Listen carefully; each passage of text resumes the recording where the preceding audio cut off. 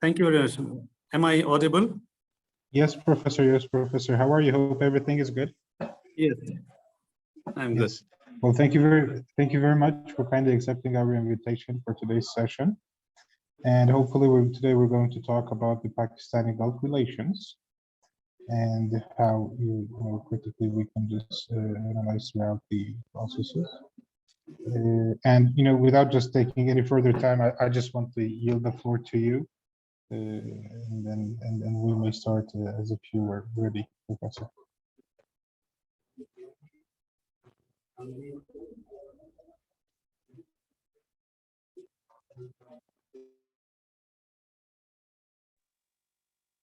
Should I start? Yes, Professor, if you're ready, we may start. I'm just yielding the floor to you. I mean, should I start? Because I couldn't hear you properly. Well, is my sound audible now, Professor? Yes. Yes, well, we're leaving the floor to you without taking any much more time. Okay, thank you So very if much. you're ready, we may start. Thank you very much. First of all, thank you very much for this important opportunity from ORSAM, the prestigious think tank in Ankara, and the officers at the ORSAM who have organized this wonderful event for students of international relations and who are interested in studying the Middle Eastern studies. So without taking much time, I should come to my topic directly. I have been asked to talk about Gulf and Pakistan relations, which means that what are the main features of relations between Pakistan and the Gulf countries. By Gulf countries, we mean the 6 GCC nations, Saudi Arabia and Qatar, UAE, Oman, Bahrain, Kuwait, all these countries. Of course, other countries are also in the Gulf, such as Iraq and Iran, and including Jordan. So we will include some parts of these countries as well. So there can be many ways to analyze Gulf and Pakistan relations. There can be some historical analysis. There can be some economic analysis, of course, security and defense analysis. So I have divided my presentation into 4 parts, 4 questions. So the first question which I'm going to talk about in my lecture is, what are the expectations of the Gulf countries from Pakistan? Which means what exactly the Gulf countries think of Pakistan, what they expect from Pakistan to do for them. Then, of course, the second question is what Pakistan's exactly expects from these Gulf countries. So the Gulf expectations from Pakistan and the Pakistan's expectations from the Gulf countries. And then the third question I will deal with, what exactly went wrong in Pakistan and Gulf relations. And the fourth part I'm going to talk about is, why is still Pakistan is so important and fundamental for the Gulf countries, even though these relations are not in ideal shape right now. If you see briefly, and if you see the history of these relations, and especially since 1947, when Pakistan came into being after the end of the British colonialism in Indian subcontinent, since that time, the South Asia region was primarily defined by the Cold War fault lines. And accordingly, Pakistan was joined by the Western Alliance. And in that alliance, Pakistan was part of the American security architecture, of which the Gulf countries were also part of. So in that way, Pakistan and the Gulf countries were together in same security architecture. Pakistan was supporting them, and these countries were also supporting them. And they have they were having common security concerns against the expansion of the Soviet Union in Central Asia, in the Middle East. And both regions, both countries were joined by the American concerns that they together should contain the expansion of the Soviet Union. So this was a kind of common security perception which was binding together the Pakistanis and the Gulf nations. So in this context, the Gulf countries and Pakistani security interests were converging at this point. And in this backdrop, you see that the defense and security relations between Pakistan and Gulf countries had deepened and had advanced.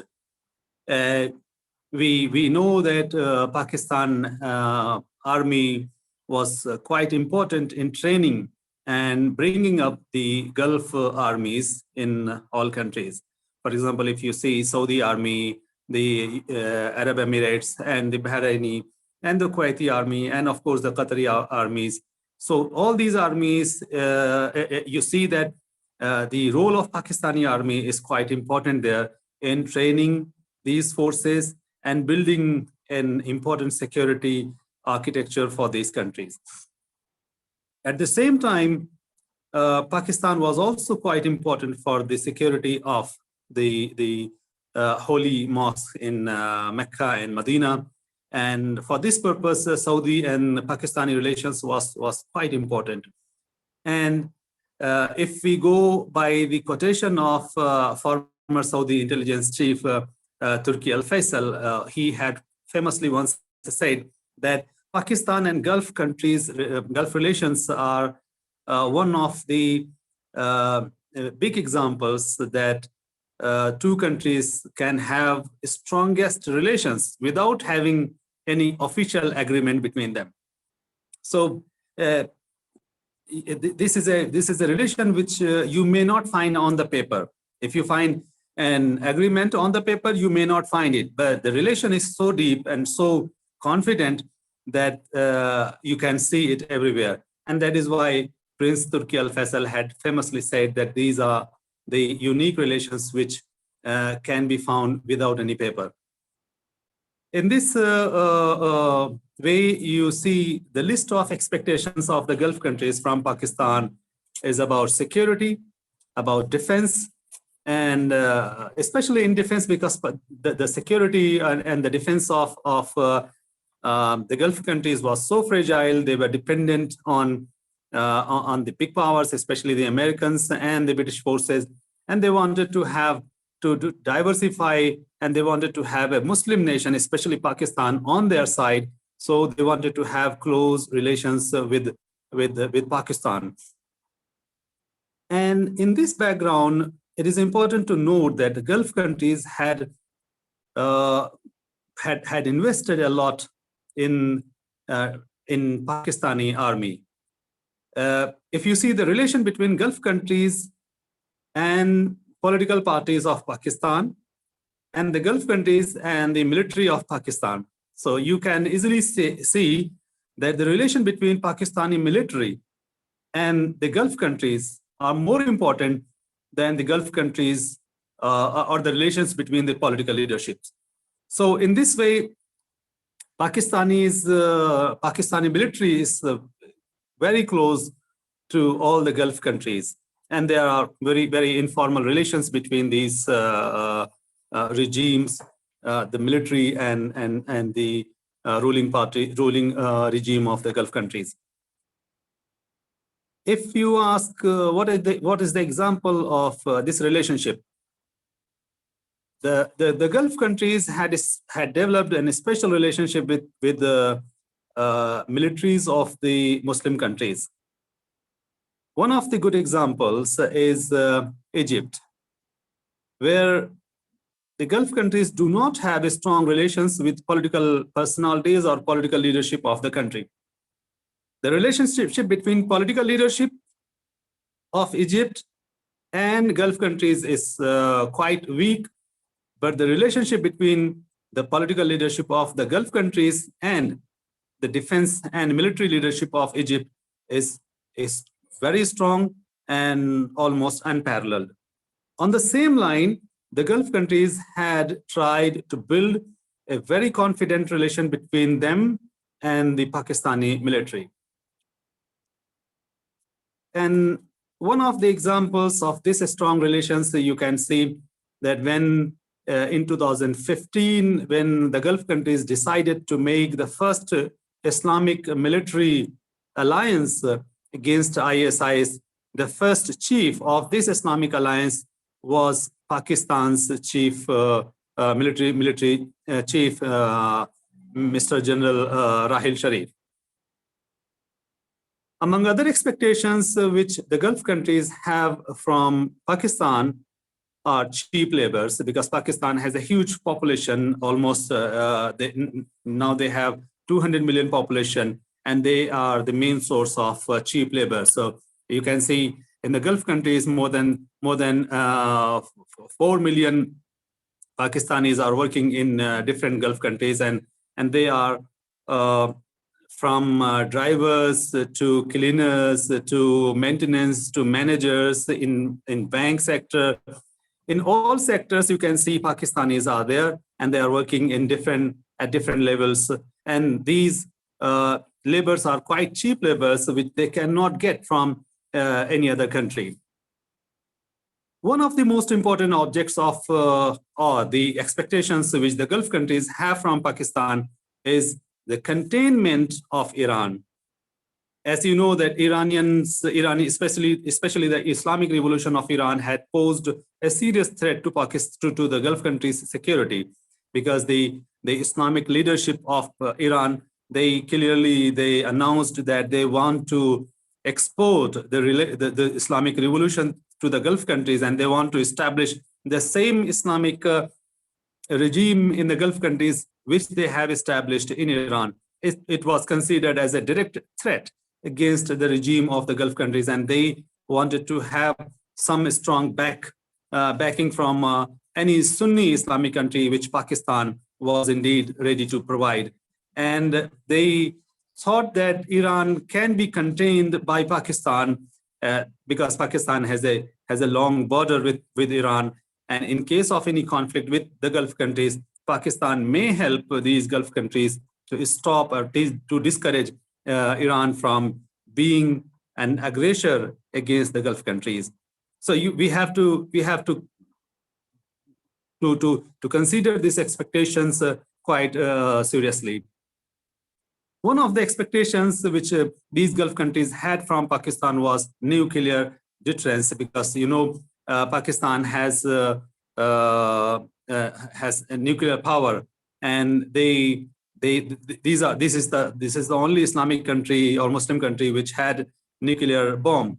So which makes Pakistan a quite deterrent power in the region, especially against India and against any other threat. So these Gulf countries, they expect that having a strong nuclear power on their side is extremely important for their security and defense. And so they always wanted to have Pakistan on their side. This is one of the most important aspects of Gulf and Pakistan relations.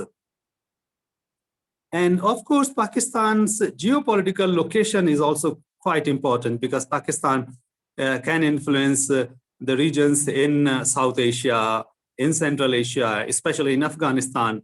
And if you see the entire war in Afghanistan in 1980s and 1990s was completed from Pakistan, and Pakistan was the launching pad of war against Afghanistan after the bombing of World Trade Tower in 2001.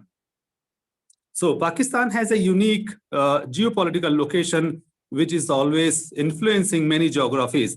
And the Gulf countries would like, and they have these expectations that if they have the company of Pakistan, if they have good relations with Pakistan, they can have access to all these geographies in the world, and they can influence many geographies. So this is first part. This is the expectations of Gulf countries from Pakistan. Now, the coming next section, what Pakistanis exactly expect from the Gulf countries. One of the important expectations and objectives of Pakistan-Gulf relations is the supply of energy and remittances. As you know, that Pakistan does not have any source of natural energy on its soil. So it is completely dependent on energy import from the Gulf countries, from Iran, and from other countries. So Pakistan's energy security is quite important. And if you see economic crisis which is coming in Pakistan now, it is because of energy import, which Pakistan is paying for a huge amount. So in exchange of these good relations, Pakistan has always got the supply of oil and gas from these countries without any interruption, without any problem. Of course, the second expectation with Pakistanis have as a key objective of their relations is remittance. As I said, that there are more than 3 million Pakistanis working in the Gulf countries, and these 3 million Pakistanis are sending their savings to Pakistani banks and their relatives to Pakistan.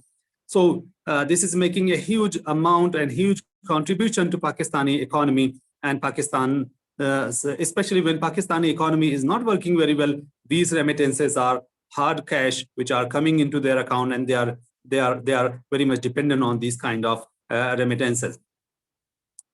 Another expectations which Pakistan has from these countries is investment which the Gulf countries can make, because we know that the Gulf countries have a huge cash and they have deep pockets. They can invest whatever amount they want to do.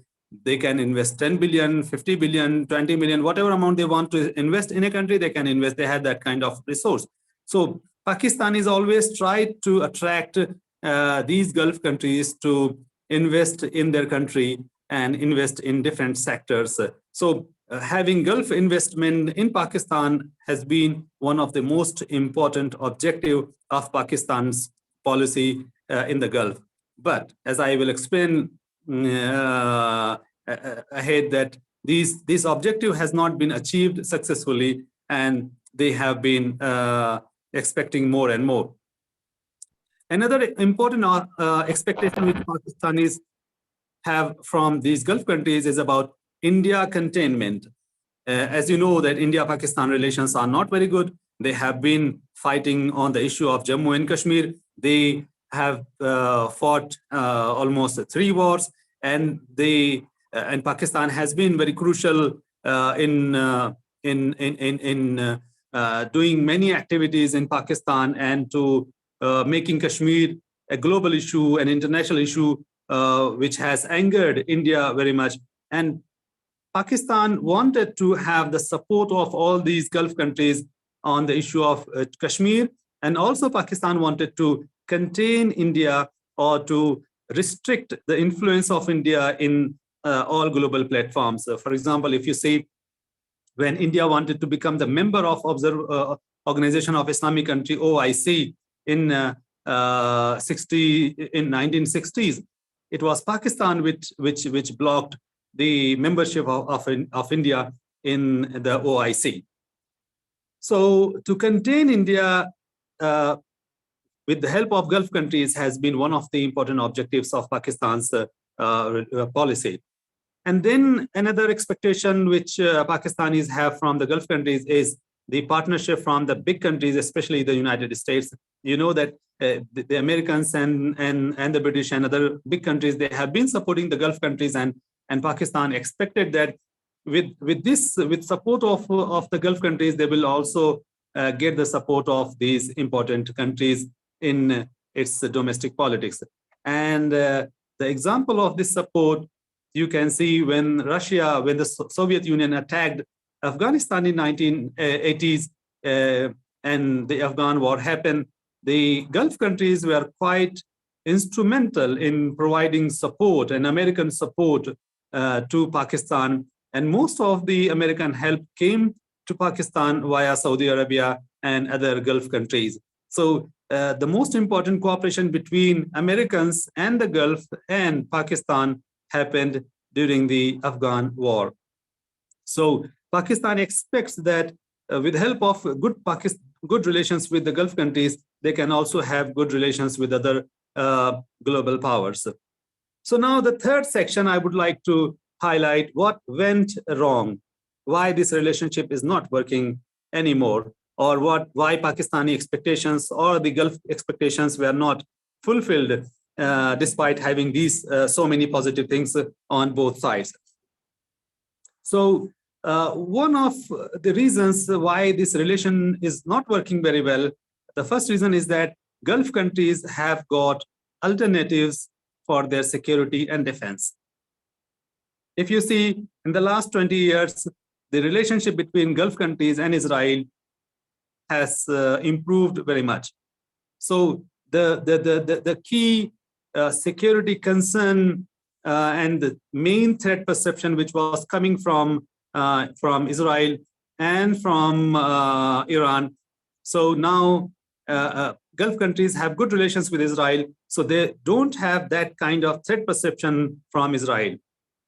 So the need of a strong country like Pakistan is not at the same level which was 20 years ago or 30 years ago.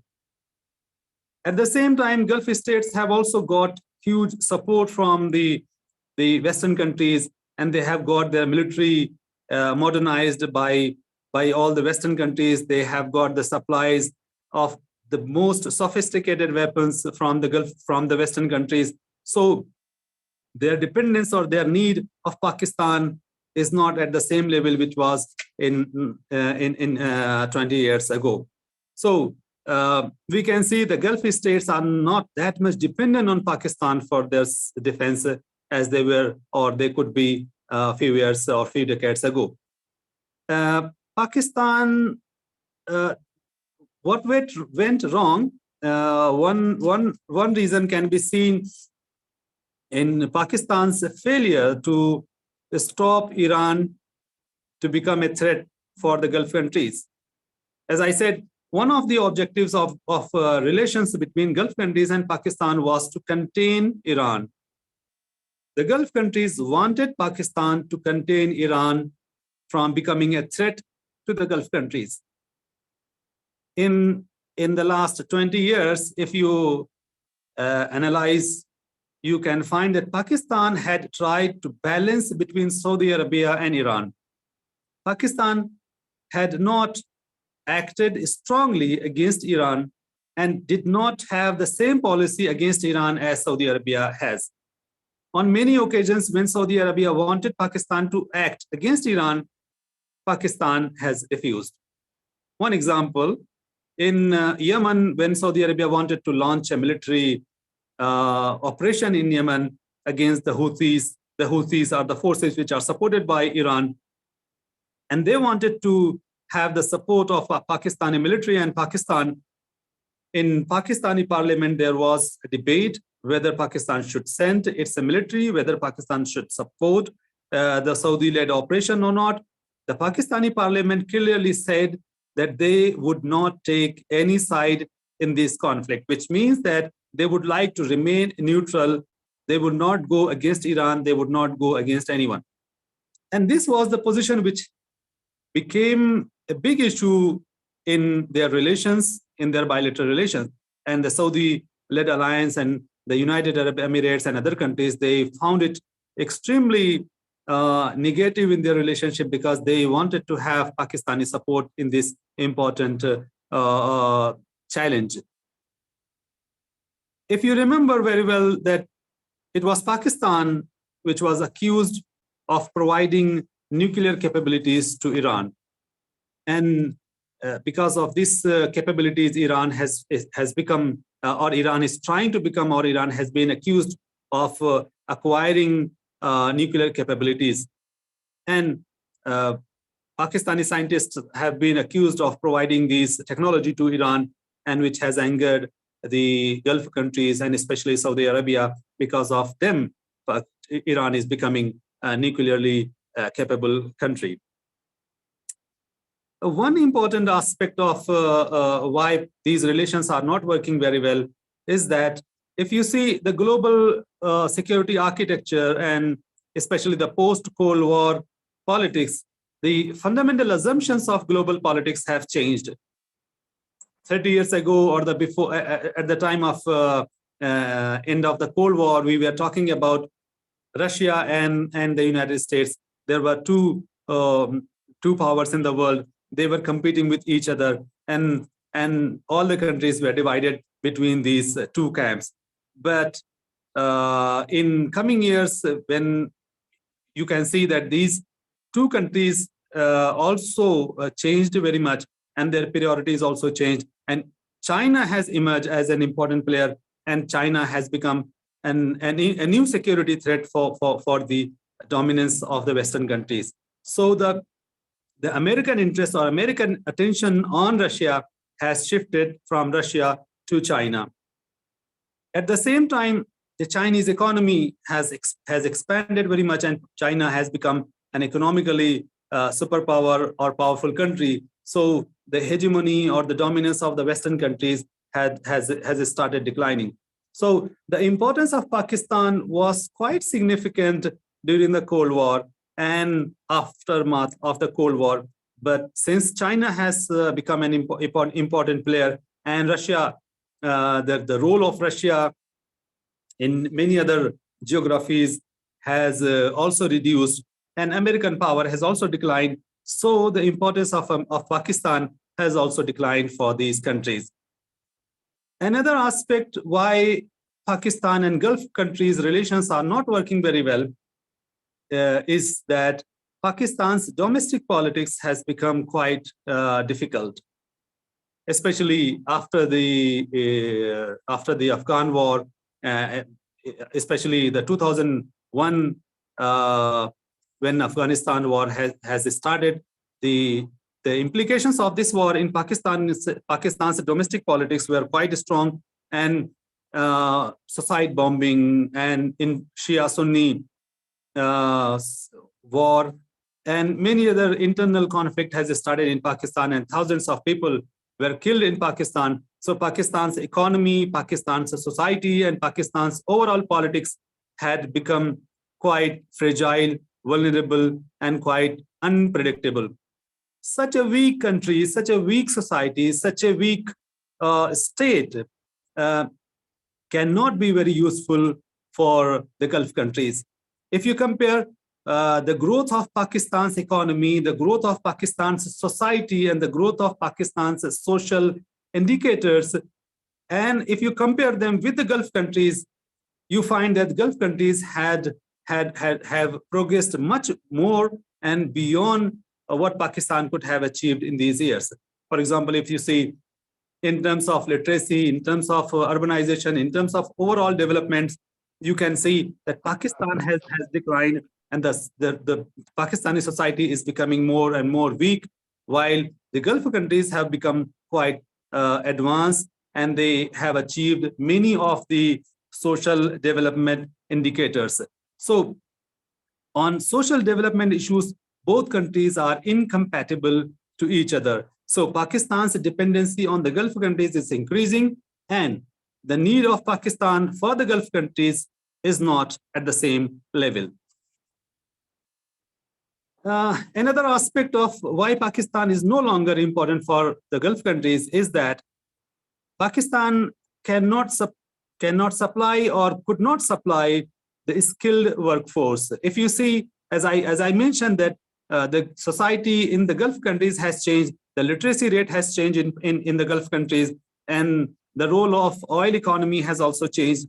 Most of the countries in the Gulf, they have started changing their economy from oil to non-oil sectors. They have started many other new sectors. So they wanted to have more skilled workforce, which Pakistan was not in position to supply, because Pakistan's overall literacy rate had declined. The quality of education in Pakistan had declined. So if you see the numbers of doctors and engineers and managers supplied by different Asian countries, so the number one country which has supplied more doctors to the Gulf countries, it is India, and then Bangladesh, and then Pakistan. And many other countries have also come in the scene. So Pakistan could not supply the necessary human resource, especially the skilled workforce, to these Gulf countries. And that is one of the reasons that the importance of Pakistan for the Gulf countries has also declined. And then one important reason that Pakistan is no longer that important for the Gulf countries is because the relation between Pakistan and other global powers, especially the United States and European countries, have declined very much. Pakistan has been isolated in global politics. Pakistan is not having good relations with the United States, with European Union, with other Western countries. And that is the reason that Pakistan was facing so many sanctions on the charges of global terrorism for supporting many militant organizations. And just a few weeks ago, we have also heard that the International Organization for Financing the Terror Groups had also blacklisted Pakistan, and it was investigating and it was having many sanctions on Pakistan. So now, after so many years, Pakistan has taken many corrective steps to come out from the list, and Pakistan is hoping that now they can come out from the gray list on the charges of terrorism. So this is also one of the reasons that Pakistan has become isolated globally, and especially the relations between Pakistan and the big powers have declined. So a country which is becoming isolated in the world, a country which is not having very good relations with the global countries, especially the global powers, is not that much useful for the Gulf countries, because on several issues, both countries cannot cooperate much. So now let us come to the fourth question, which I have made in this presentation, is still why Pakistan is fundamental for the Gulf countries. Despite all these negativities, still Pakistan is an unavoidable country for the Gulf countries. The Gulf countries still need Pakistan for several reasons. One of the reasons why the Gulf countries need Pakistan is that Pakistan has a geography or a geopolitical location which cannot be changed. Pakistan is located between India and Iran. Pakistan is located in a geography which is close to, which is quite important in Central Asia. Pakistan is a direct neighbor of the world's biggest economy, China. Pakistan is the closest friend of China, and now it is becoming a close friend of Russia as well. So this geography or this geopolitical location of Pakistan makes it quite important, quite unavoidable country. And that is the reason that Gulf countries cannot avoid in any scenario of conflict the importance of Pakistan. So if you ask if there are so many negativities, why Gulf countries are not leaving Pakistan, why the relations are not breaking down, the reason is that Pakistan has an excellent geography, and for this geography, Pakistanis are using this geography quite effectively, and they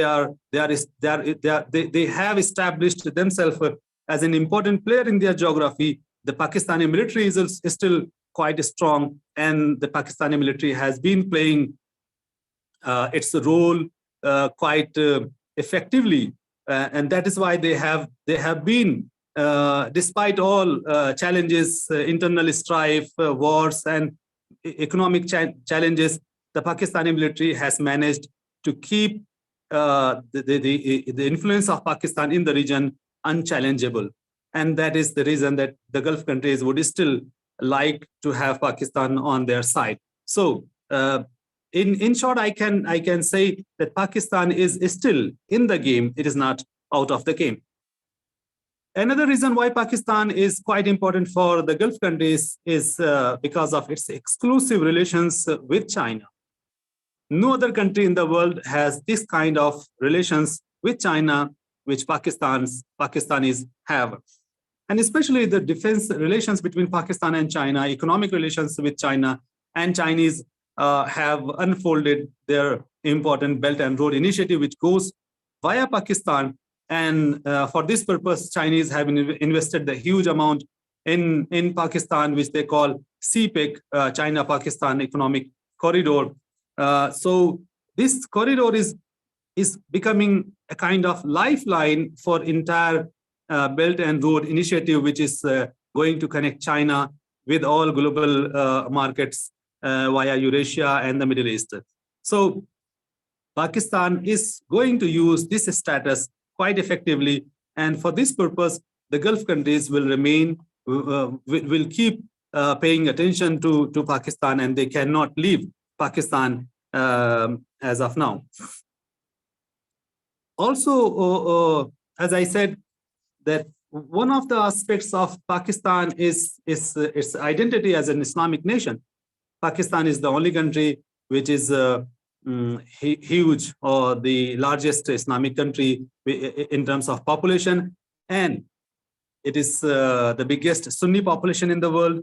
And they have, of course, they have a huge number of Shia population, but by and large, Pakistani society has been kind of, in sectarian terms, we can say, despite some conflicts between Shia and Sunnis, the relation between two sects have been cordial, have been in conciliation, and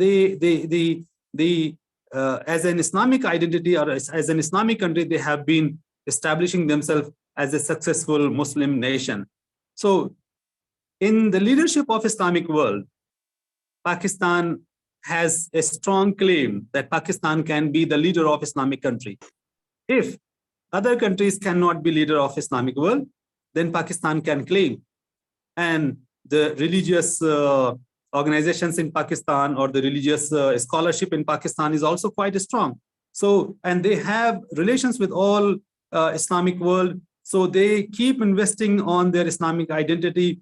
And this is one of the reasons that the Gulf countries, they think that if they avoid Pakistan, they can they cannot have a good Islamic politics in their favor. And there are 57 Muslim countries, and Pakistan is one of them, and most important of them. So, and of course, the second most populous country after Indonesia. So they will keep Pakistan on their side for all these reasons. Of course, how to make these relations in their favor? As I said, that the current situation is that Pakistan's internal politics is not that much strong. So Pakistan is much more in need of the Gulf countries than the Gulf countries are in need of Pakistan. But the Gulf countries would like to invest in Pakistan's capacity building, especially in their military, especially in their energy sector and other development sectors, which Pakistan would like to have from the Gulf countries. But for that purpose, Pakistan has to offer them a good policy shifts. For example, 2 years ago, when Pakistan wanted to have a summit between Turkey and Malaysia and Qatar, and wanted to establish a TV channel for the Islamic world, and wanted to become, or to make a new bloc which can be alternative of the OIC. It was the Gulf countries, especially Saudi Arabia and the United Arab Emirates, who put a lot of pressure on Pakistan to back out from this plan. And finally, Pakistan said that it cannot attain the summit which they announced that they will do in Malaysia. So this put a huge pressure on Pakistan. So this even shows that Pakistan is a still important country for the Gulf countries. So they would like Pakistan to follow a certain policy which can favor the Gulf countries' perspective, and which can support the Gulf countries' overall security and intellectual and ideological position in global politics. And especially if Pakistan is going to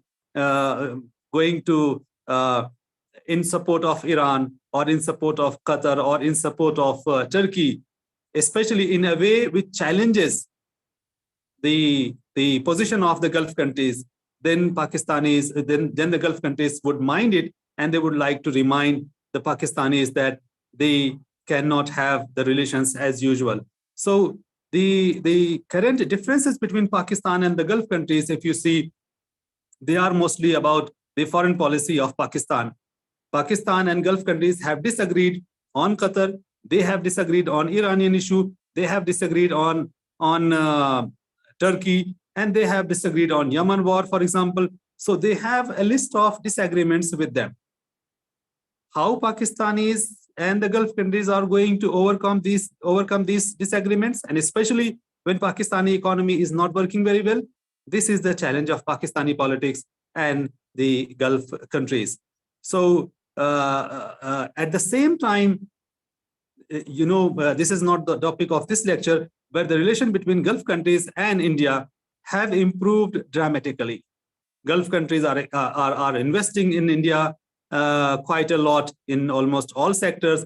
The capability of India, or the capacity of India to provide many things to the Gulf countries, has increased in all sectors, from a skilled workforce to investment in different technology intensive sectors, especially in petroleum sector. So if you see that the purpose of Pakistan was to contain India with Gulf countries, exclusive relations with the Gulf countries, that objective has failed. So India is back in the Gulf. India is in quite good relation with all the Gulf countries. So Pakistanis are trying to tell to the Gulf countries that they have to give some space to Pakistan as well, or they should have the same relationship as India has. But Pakistan can do that only when the Pakistani's economy and its domestic politics are going to be favorable. As long as Pakistan's state of economy and its domestic politics is not stable, and there is so much political uncertainty in the country, so Pakistan's capability to have strong relations with the Gulf countries is quite in a weak position. So these are 4 points which I wanted to make in this lecture to make the case of Pakistan and Gulf relations in perspective. Of course, there are so many historical things. Of course, there are so many things to talk, and there are so many positive things also to talk. But I have tried to put them in perspective so that you can analyze the relationship in these 4 aspects. So I would like to stop here. I would welcome your questions and your comments. Thank you very much. Thank you very much, Professor Anas, for your outstanding presentation. Well, it was a good portrait of us for the Gulf and Pakistani relations. And hence we have 2 questions from Mr. Musawar and from Mr. Hissan Ali. Mr. Musawar, since you've raised first, you may just... Yes, thank you very much. I hope I am audible, you can hear me. So yeah, so Professor Anas, thank you very much for your lecture and for discussing about Pakistan-Gulf relations. It was very insightful. Although I don't have any question, but I would like to add a few points here that you discussed, that Pakistan and GCC, Gulf Cooperation Council, and the Gulf countries, we are not having, economic cooperation, or, we are more towards the defense and military cooperation, because we have seen the joint military exercises between Pakistan and Saudi Arabia, Pakistan and Morocco, and Pakistan and Kuwait. So we have done some exercises on special services group. So yes, but I mean, we are missing something here. I am just watching the news that last month, just recently, last month, Pakistan and GCC signed a free trade agreement. So I mean, like we are in Pakistan, so we have seen a few things, like from last, I would say, a decade or maybe 4 to 5 years. We are seeing that the relations between Pakistan and Gulf countries are improving. I mean, when we see that we are comparing the relations with India, so I mean, India is a big country. They are having more population. They are strong in economy. They are strong in other, in other terms as well. So that is why. But also, this is our problem, I can say, and this is the challenge for us, that they are preferring Indians than us. And as you told us that we are having some, we are providing cheap labor to Gulf countries, and we are providing all that. So I mean, we can move forward, but there are many other ways, like we are having economic cooperation not very strong. We have to move towards youth cooperation, cultural cooperation, trade and investment, business to business cooperation. And by doing this, we can improve our relations with Gulf countries and with all Muslim countries. Secondly, you discussed about FATF. Financial Action Task Force. Yes, Pakistan was a gray listed for, from 2008. Until now, we are in a gray list, but I think last month or few days back, there was a decision taken by FATF that there is a good news that Pakistan will be whitelisted soon. So this is a challenge. Maybe in October, in few months, Pakistan will be whitelisted and things will be better for Pakistan. And definitely Pakistan and GCC and Gulf countries, their relations are, growing day by day. So these were two of my points which I would like to discuss. And thank you very much for your lecture and for your insightful talk. Yeah, I completely agree with you. And of course, Pakistan and Gulf relations have excellent opportunities. As I tried to point it out, that the fundamentals or the sources of good relations are in their individual capabilities. If Pakistan can have an excellent economy, Pakistan can be a more reliable partner of the Gulf countries or any other country. So you have to have your internal capabilities to have a good relations with any country. So I would just like to give an example. For example, I have seen many articles that they are saying that Pakistan and Turkey relations are quite excellent. But these relations politically are excellent, but on economic front, they are not doing very well. So why they are not economically doing very well? Because the Pakistani economy is still in that shape. So the most important aspect on which Pakistan needs to focus is their economy. Well, thank you very much, Professor. And now Mr. Hisam Khan has a question. Thank you so much for this wonderful lecture. I have one quick observation, then I will go on to my question. The trade agreements, bilateral or multilateral trade agreements, the one mentioned by our esteemed colleague, Mr. Musawwa, they hold no significance in today's world because all the trade agreements are now being decided by the World Trade Organization. And last week, the World Trade Organization has already engaged with multilateral trade agreements between 164 countries. And Pakistan's significance at that platform is very interesting to read if you have, if any of you or all of you have time. So I would recommend to get the details from World Trade Organization's recent summit held in Geneva. So my question is, Mr. Professor, I have a confusion. The question of Iran came in 1979, and the major policy shift which goes against Gulf countries came somewhere in the mid of early 2000s. So before that, before 1979, I could not see any economic investment or industrial investment from the Gulf countries in Pakistan. What could be the possible reason back then? Yes, I think that this is not completely true, that at that time there was no Gulf investment in Pakistan. At that time, Pakistan's economy was already doing very well. The growth rate was quite excellent. Even Pakistani economists were advising countries like South Korea, and they were supporting many other countries, and they were helping the Gulf economies as well. The experts of Pakistani banking system were supporting many Gulf countries. That was a completely different time, because that was not the time of conflict. That was not the time of war. So at that time, there was a limited investment at that. And this was the time when the Gulf countries were having their own oil boom. And this was the time when the Gulf countries were investing heavily in their urbanization. So most of the investment or most of the rent which they were having from their oily income, they were investing in their own urbanization centers. So if you see Dubai, Riyadh, Jeddah, or all the big cities, they were being reconstructed during this period, especially from 1960s onwards. So there was no question of heavy investment from these countries to Pakistan at that time. But after that, it started, indeed, it started coming to Pakistan.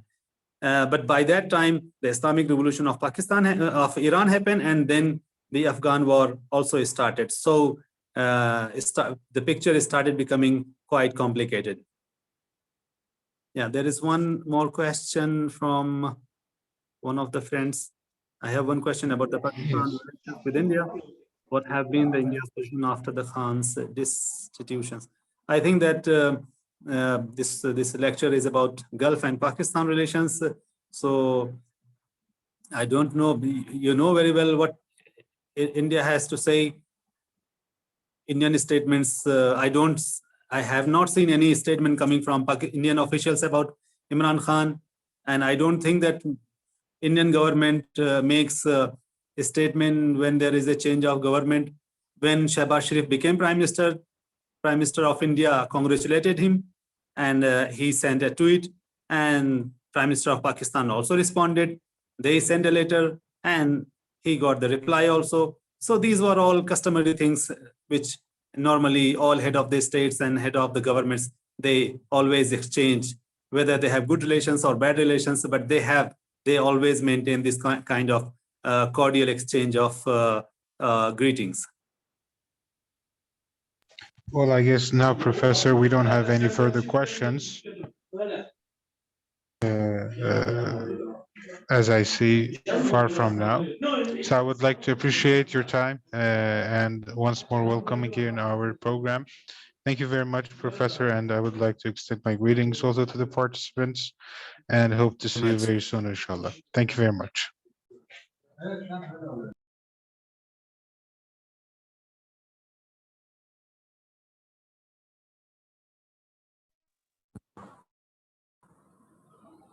All right. Thank you very much. Bye-bye.